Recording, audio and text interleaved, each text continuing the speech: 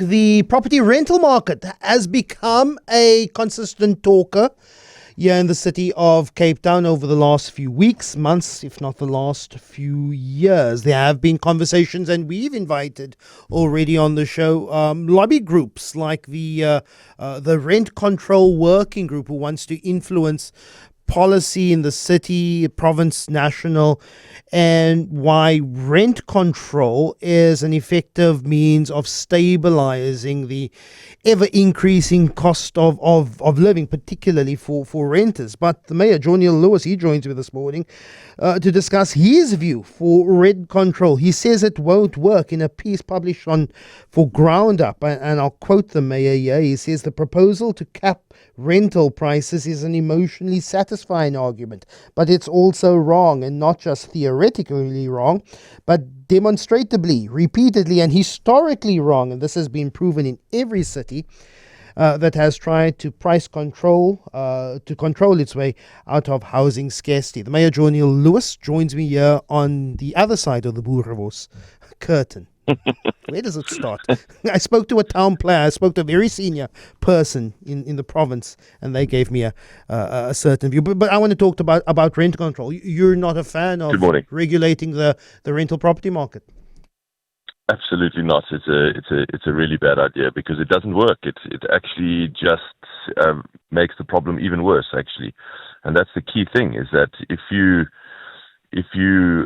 chase the people who provide additional housing out of the market by capping rents, then what happens is you get even less housing supply over time. So it might work for a very, very short time when everyone feels the kind of, that's why I see the emotional satisfaction of having rent stabilized. But then all of a sudden you get less housing supply. And that housing supply that does exist gets very poorly maintained, and so you get this kind of slumification of these buildings, which is a really bad idea. Surely people's pockets, their budgets, their household income isn't an emotional argument. Rent having risen 19% year on year, incomes grow at about 4%. 50% of Cape Town earns under 7,000 Rand a month. Rent control as a somewhat shock absorber in what is an overheated market. Wouldn't some form of stabilization simply just give people who rent in the city some room? Problem worse, and that is exactly what it will do. Let's be absolutely clear. It will not solve the problem. All it does is help those few people who are already in rental units. But it leads to slumification, it leads to very poor maintenance of buildings, and it leads to less housing supply over time as developers flee the market. And that means that the remaining housing supply becomes even more expensive. So in fact, it achieves precisely the opposite of that which it sets out or claims to achieve. It actually leads to even higher housing prices. The only way is to increase supply.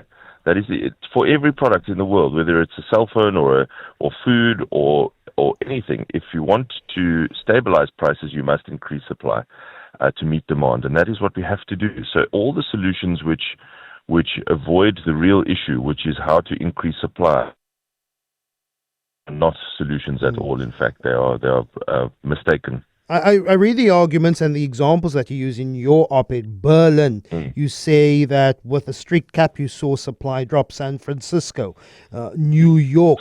But if you look at other examples that I've done some research in France, there's an annual rent increase that is capped and tied to inflation. In Ontario, in Canada, they have rent control plus a strong construction center. And Toronto remains one of North America's biggest builders. In the Netherlands, you also have a price regulation for at least 40% of rental stock. It's Europe's top performer in housing output. The issue then for me is not then rent control, but how rent control is then designed. No, I don't agree with that. Literally every one of the places you've just mentioned are among the most expensive places to live in the whole world. So they cannot possibly be used as examples of success in bringing down the cost of housing. All of those places, it's nearly impossible to build new things, to build new buildings, and unbelievably globally expensive to live there. And that's why no one can afford to live in Amsterdam. No one can afford to live in downtown Toronto. No one can afford to live in San Francisco. In Paris. Paris, my goodness, you mentioned Paris as an example of success. Anyone who has spent any time in Paris will tell you it is one of the most expensive places to live in I'm the sure whole you know world. how expensive it is to live in the city of Cape Town as well, Mayor. It is not even a fraction of that expensive. But if you want to make it even more Relatively to the expensive, South African and the Cape Townian income experience. But if you want to make it even more expensive, Lester, the way to do it is to try and cap Yeah. the supply of new housing in the market. That will only make it even more expensive. Again, this is all a distraction from the real issue, which is how you increase supply. There is only one way, we should focus more of our time and attention and efforts on that. Look, there are so many strands to this conversation, which I want to focus on the rental property market. There's supply, there's issue, there's growing demand, there's in-migration. Some would bring up digital nomads, which I think is less of a conversation, but maybe still part of the experience. Like when it comes to landlords and profiteering from scarcity, where landlords would say, I want a 3-month rental deposit to secure. Or a landlord saying, well, I have someone who's willing to pay me 6 months, 12 months up front. I'm rather going to take that person. And that is usually when we talk about a foreign visitor to South Africa. Wouldn't rent control, wouldn't some form of regulation speak to how landlords are profiteering from a scarce rental market in Cape Town? Well, South Africa already has extremely tight rental regulation, which is very, very heavily set in favor of the tenant. In fact, it's really, really difficult to take action against a tenant who is who's not paying, for example. And the tenant has all of the protection of the rental tribunal and so on. So, in fact, I think a lot of those things would be ameliorated if you had a more balanced situation. I don't think that the answer would be to make it even harder to rent out a place for the landlord and make it even harder to build new buildings. You also write that rent control entrenches inequality, but isn't the market Yes, it does. isn't the market doing that itself? Isn't a market bubble, and some would argue a market failure, also already doing that already? Where again, it's a broad conversation, but I think when we talk about the rental market in Cape Town, we're largely talking about young professionals, young families, middle income who are struggling as well. Hasn't an unfair market, a market failure itself, already exacerbated spatial inequality? Well, look, it's in the sense that it's very expensive to live in the most desirable areas.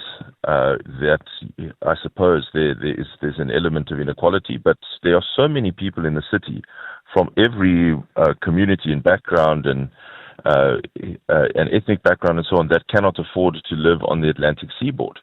I've made this point before that there's a whole wide Cape Town out there where there's many places where you can still get reasonable rent. And I encourage people to look to the suburbs where you and I and so many others live in Cape Town. But in fact, the vast majority of Cape Town does not live on the Atlantic seaboard. So this also feels like a very kind of CBD and seaboard-oriented discussion, which doesn't actually affect the huge majority of the city.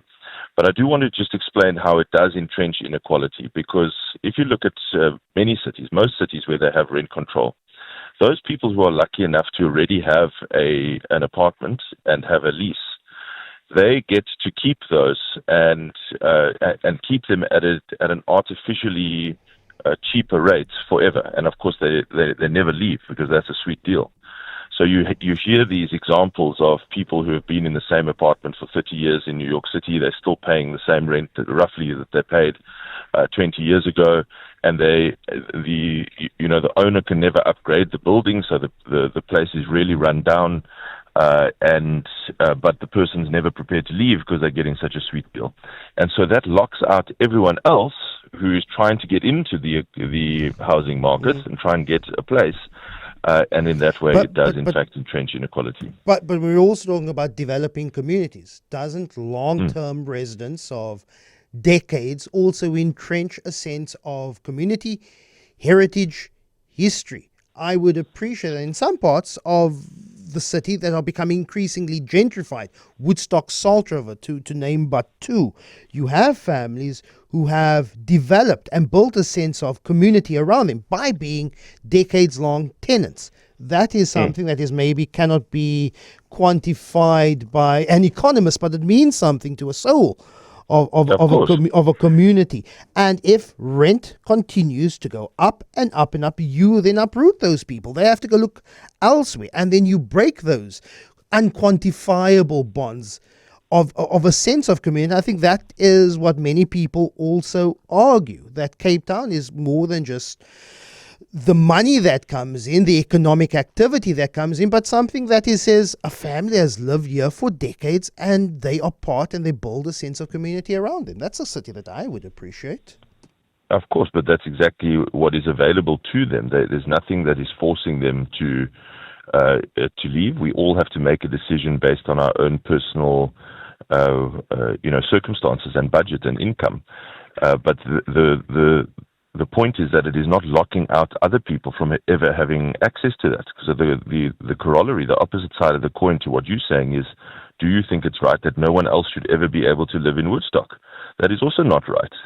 If someone wants to live there, they should also have the chance to live there, and you should not lock them out forever. But the equality comes in that those who do. want to live there can then go to a landlord. I am willing to pay you times 2, times 3, times 4. Whereas those who have been disadvantaged, whether by the history of apartheid, spatial apartheid, who have not had the same economic leverage, cannot put up a counter offer, and then they are asked. You're saying that the market should essentially decide who gets to create a community.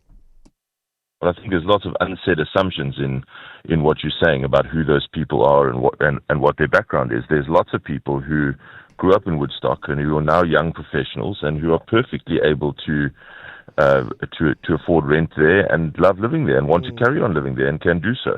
So I think we must just be careful of those kind of assumptions. The fact is, we are still, I'm afraid, getting away from what the only tried and tested solution is for easing pressure on the housing market, and that is to increase supply.